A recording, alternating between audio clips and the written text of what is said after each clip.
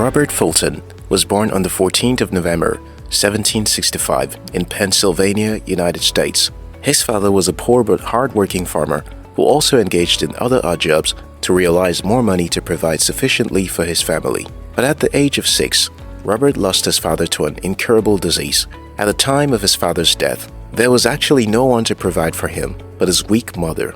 He had to live with relatives, having no hope of receiving formal education. From the age of 10, Robert proved to be an artistically inclined boy who would be very crafty.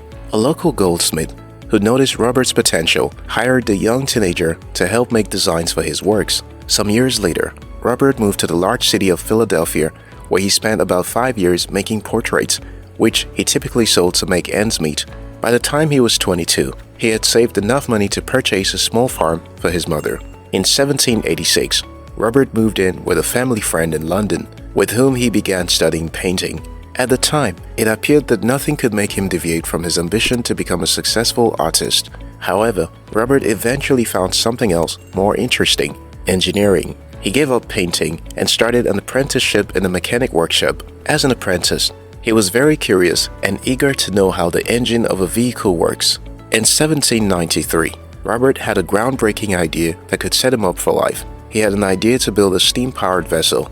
He moved to Paris, where he conducted intensive research on steam engines. After his research, he moved back to the United States to begin his invention. Unfortunately, he didn't have the financial backing to make it possible. In a bid to get some support, he proposed his plans to both the American and British governments. However, his proposal wasn't taken seriously. Robert spent nearly a decade trying to get funds for his inventions. As luck would have it, he was fortunate to make an acquaintance with a namesake who helped him get the financial support that he needed desperately. In 1807, Robert and his partner built the first commercially successful steamboat. A large shipping company purchased the invention, using it to convey passengers from New York City to Albany. Robert later patented his invention, after which he built a submarine, popularly known as Nautilus. As a successful American inventor and designer, he's still remembered in the technical world to this day. In order to ensure a fulfilling and happy life, you will need to develop the habit of taking responsibility for yourself and the decisions you are to take in the course of your life. Being able to take responsibility when necessary shows that you are capable of succeeding above mediocrity. Alana Hunt said, "It's only when you take responsibility for your life that you discover how powerful you truly are."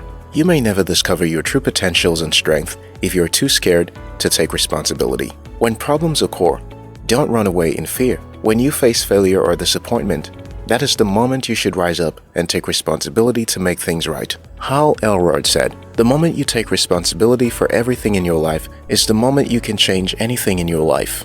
Certain things will never change in your life until you decide to take responsibility by doing something significant about those things. If you are facing hardship, you must take responsibility to change that hardship to bliss. Dennis Waitley said, "Action springs not from thought, but from a readiness for responsibility."